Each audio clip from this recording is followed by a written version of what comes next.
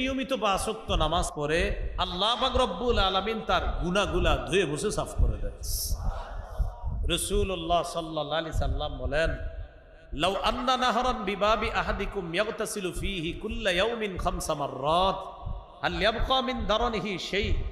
আচ্ছা বলো তো, তোমাদের কারো বাড়ির সামনে একটা পুকুর আছে, এই পুকুরে বাড়ির মালিক দৈনিক 5 বার গোসল করে, আচ্ছা তার শরীরে কি কোনো নাপাক থাকবে? সাহাবীরা বললেন, হুজুর তার শরীরে কোনো নাপাক থাকবে না, কোনো ময়লা থাকবে না। রাসূলুল্লাহ সাল্লাল্লাহু আলাইহি সাল্লাম বলেন, ফাযালিকা মিসলুস সালাওয়াতিল খামসি ইয়ামহুল্লাহু বিহিন্নাল খাতায়া। 5 বার গোসল করলে শরীরে যেমন কোনো ময়লা নাপাক থাকবে না, দৈনিক 5 ওয়াক্ত নামাজ যদি কেউ পড়ে আল্লাহ তার বাহ্যিক আভ্যন্তরীণ গুনাহগুলা ধুয়ে মুছে সাফ করে দেন। গুনাহ মাফের আরেকটা উপায়, সেটা হলো তাসবিহ পড়া। যেমন আমার সাথে একটু বলতে পারেন, সুবহানাল্লাহি ওয়া বিহামদিহি, সুবহানাল্লাহি ওয়া বিহামদিহি,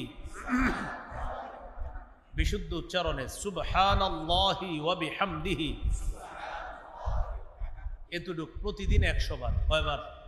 100 বার।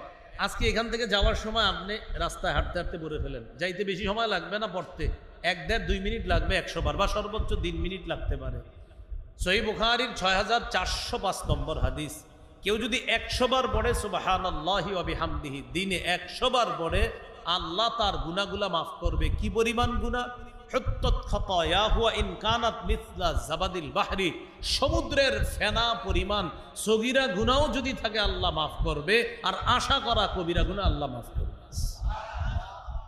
এইভাবে গুনাহ মাফ করা। কবিরা গুনাহ মাফ হওয়ার একটা শর্ত আছে, তওবা করা। তওবার আবার 3টা শর্ত আছে, সাথে আরেকটা, মোট 4টা শর্ত।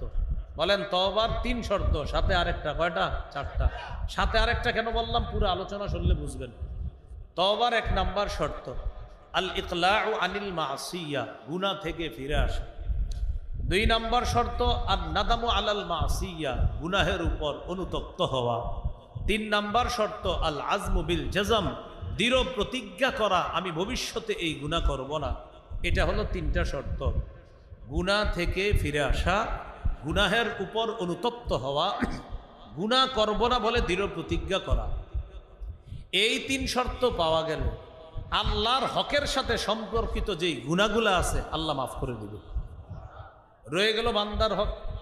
এটা মাফ পাওয়ার জন্য 4র্থ আরেকটা শর্ত আছে, বান্দার কাছে গিয়ে আপনি ক্ষমা চেয়ে তার কাছ থেকে মাফ চেয়ে নিতে হবে, অন্যথায় আল্লাহ মাফ করবে না।